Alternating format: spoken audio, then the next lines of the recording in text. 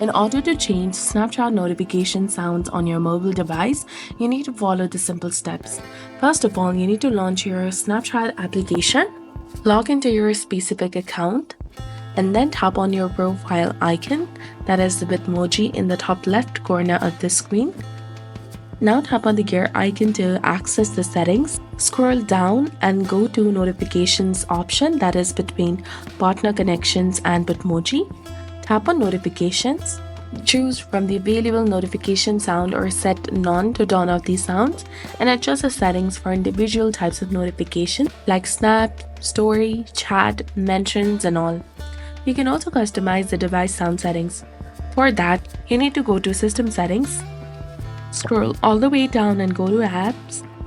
From here, search for Snapchat application.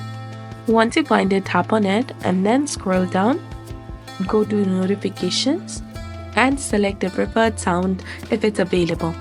Unfortunately, Snapchat does not offer full customization of every notification sound within the app, but you can control which notifications have sounds and adjust them through your phone settings. So this was all about it. If you found this guide helpful, please like, share, and subscribe.